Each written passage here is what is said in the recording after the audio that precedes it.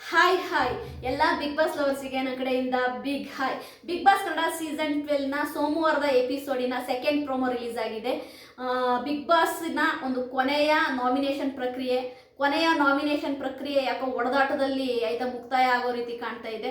ಧ್ರುವಂತ್ ಅವರು ರಘು ಅವ್ರನ್ನ ನಾಮಿನೇಟ್ ಮಾಡ್ತಾ ಇದ್ದಾರೆ. ಧ್ರುವಂತ್ ಅವರು ರಘು ಅವ್ರನ್ನ ನಾಮಿನೇಟ್ ಮಾಡಿದ್ದನ್ನ ನಾನು ತಪ್ಪು ಅಂತ ಹೇಳಲ್ಲ. ನಾಮಿನೇಷನ್ ಪ್ರಕ್ರಿಯೆ ಯಾರನ್ನ ಬೇಕಾದ್ರೂ ನಾಮಿನೇಟ್ ಮಾಡ್ಬೋದು. ಬಟ್ ಆದರೆ ಮಾತನಾಡುವ ಮಾತಿನ ಮೇಲೆ ಧ್ರುವಂತ್ ಅವ್ರಿಗೆ ನಿಗಾ ಇರಬೇಕು. ಯಾಕೆಂತಂದ್ರೆ ಹೆಂಗ್ ಮಾತಾಡ್ತಾರೆ ಅಂದರೆ ಧ್ರುವಂತ್ ಅವರು ತುಂಬ ರೂಢಾಗಿ ಮಾತಾಡ್ತಾರೆ. ರಘು ಅವ್ರ ವಯಸ್ಸೇನು, ಧ್ರುವಂತ್ ಅವ್ರ ವಯಸ್ಸೇನು, ಧ್ರುವಂತು ಆ ಥರ ಎಲ್ಲ ಮಾತನಾಡಬಾರ್ದು, ತುಂಬ ತಪ್ಪು. ಅಂದರೆ ಧ್ರುವಂತ್ ಹೆಂಗೆ ಅಂತಂದರೆ I am the best, I am the supreme, ನಾನು ತುಂಬ ಕ್ಲೀನು, ನಾನು ತುಂಬ ಹೈಜೆನಿಕ್ಕು, ನಾನು ಸೂಪರು, ಆ ರೀತಿ ಅಂದರೆ ಅವ್ರನ್ನ ಅವರೇನೆ ಪ್ರೈಸ್ ಮಾಡ್ಕೊಳ್ತಾರೆ.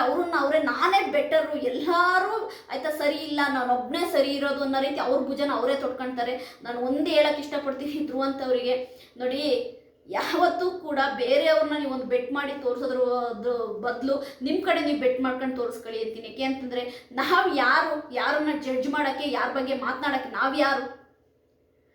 ನೀವು ಒಬ್ಬರನ್ನ ತುಂಬ ಏಕಾಏಕಿಯಾಗಿ ನಿಮ್ಗೆ ಹೆಂಗೆ ಅನ್ಸುತ್ತೆ ಹಂಗೆ ಬೈತೀರಾ, ಆಮೇಲೆ ನೋಡಿದ್ರೆ ಒಡೆದಾಟಕ್ಕೆ ನಿಂತ್ಕೊಳ್ತೀರಾ. ಏನಿವತ್ತು ರಘು ಮತ್ತು ಧ್ರುವಂತ್ ಅವರು ಕೈ ಮಿಲಾಯಿಸಿದಾರಲ್ಲ, ಇದನ್ನ ನೋಡಿದಾಗ ನನಗೇನು ಅನ್ಸುತ್ತೆ ಗೊತ್ತಾ, ಇವರು ಫಿನಾಲೆ ಸ್ಟೇಜಿಗೆ ಹೋಗಿ ಅಂತಂದರೆ ಒಡೆದಾಡ್ಕೊಂಡು ಮನೆಗೆ ಹೋಗಂಗೆ ಕಾಣಿಸ್ತಾ ಇದೆ. ಈ ಒಡೆದಾಟ ಎಲ್ಲ ಬೇಕಾ? ಬಾ ನೋಡ್ಕೊಂತೀನಿ, ಇವೆಲ್ಲ ನೋಡಿಲಿ 11 ಸೀಸನ್ ನೋಡ್ಕೊಂಬಂದ್ಬಿಟ್ಟಿದೆ. ಹೊರಗೆ ಬಾ ನೋಡ್ಕೊಂತೀನಿ, ನಾನು ಯಾರು ಅಂತ ತೋರಿಸ್ತೀನಿ. ಇವನ್ನೆಲ್ಲ ಬೇಜಾನ್ ನೋಡ್ಬಿಟ್ಟಿದ್ದೀವಿ, ಬೇಜಾನು. ಬಿಗ್ ಬಾಸ್ 10ನಲ್ಲಿ ನಮ್ಮ ದ್ರೋಣ್ ಪ್ರತಾಪ್ ಒಬ್ರು ಹಿಂಗೆ ಬಾ ಹೊರಗೆ ಬಾ ನಾನು ನೋಡ್ಕೊಂತೀನಿ ಏನು ಅಂತ ನಮ್ಮ ದ್ರೋಣ್ ಪ್ರತಾಪ್ ಒಂದು ಮಾತು ಹೇಳಿದ್ದ, ಈ ನೋಡ್ಕೊಂತೀನಿ, ಈ ಮಾಡ್ಕೊಂತೀನಿ, ನಾನು ಯಾರು ಗೊತ್ತಾ, ಇಂಥವನ್ನೆಲ್ಲ ಬೇಜಾನ್ ನೋಡ್ಬಿಟ್ಟಿದ್ದೀನಿ. ಸೈಡಿಗೆ ಹೋಗು ಅಂದ್ರೆ ಅವ್ರು ತುಂಬ ನಗುಮುಖವಾಗಿ ಹೇಳಿದ್ರು. ಅಂದರೆ ನಾನೇ ಅಂದವರೆಲ್ಲ ಏನಾಗಿದ್ದಾರೆ ನಾವೆಲ್ಲ ನೋಡ್ಬಿಟ್ಟಿದ್ದೀವಿ. ಬಟ್ ಇದು ತುಂಬ ರಾಂಗ್ ಇದು. ಅಂದರೆ ಪಾಪ ರಘು ಅವರು ತುಂಬ ಚೆನ್ನಾಗಿ ಎಲ್ಲರೊಟ್ಟಿಗೆ ಚೆನ್ನಾಗಿರ್ತಾರೆ. ಬಟ್ ಧ್ರುವಂತು ಅವ್ರ ಮೇಲೆ ನಿನ್ನೆ ಪಂಚಿಂಗ್ ಬ್ಯಾಗಲ್ಲಿ ಹೊಡೆಯೋದಕ್ಕೂ ಅಷ್ಟೇ. ಧ್ರುವಂತು ರಘು ಅವರಿಗೆ ಸಂಡೇ ಎಪಿಸೋಡಲ್ಲಿ ಪಂಚಿಂಗ್ ಬ್ಯಾಗ್ ಹೊಡೆಯೋತ್ತಿಗೂ ತುಂಬಾ ಕೀಳಾಗಿ ಮಾತನಾಡಿದ್ರು, ಅದು ತುಂಬ ತಪ್ಪು. ಇವತ್ತು ಕೂಡ ನಾಮಿನೇಷನ್ ಪ್ರಕ್ರಿಯೆಯಲ್ಲಿ ಅದೇ ರೀತಿ ಕೀಳಾಗಿ ಮಾತಾಡ್ತಾ ಇದ್ದಾರೆ. ಇದು ತುಂಬ ತಪ್ಪಲ್ವಾ? ಇದಕ್ಕಿಂತ ಗಿಲ್ಲಿ ನಟನ್ ಕಾಮಿಡಿನೇ ಎಷ್ಟೊಂದು ಬೆಸ್ಟು. ಅವ್ನು ಏನೋ ಅಟ್ಲೀಸ್ಟ್ ಕಾಮಿಡಿಯಾಗಾದ್ರೂ ಹೇಳಿ ಸುಮ್ಮನೆ ಆಗ್ತಾರೆ. ಬಟ್ ಧ್ರುವಂತರು ಬಳಸುವಂತಹ ಪದಗಳಿದಾವಲ್ಲ, ಆ ಪದಗಳಂತೂ ತುಂಬಾ ಒಂಥರ ಡೇಂಜರಸ್ ಆಗಿರ್ತವೆ. ಎದುರುಗಡೆ ವ್ಯಕ್ತಿಗೆ ಕೋಪ ಬರುತ್ತೆ, ಆ ಕಡೆ ಒಂದು ಗುಮ್ಮಣ ಅನ್ನೋ ಅಷ್ಟು ಸಿಟ್ಟು ಬರುತ್ತೆ. ಆ ಥರ ಮಾತಾಡ್ತಾರೆ ಧ್ರುವಂತರು. ನನಗೆ ಯಾಕೋ ಇಷ್ಟ ಆಗಲಿಲ್ಲ.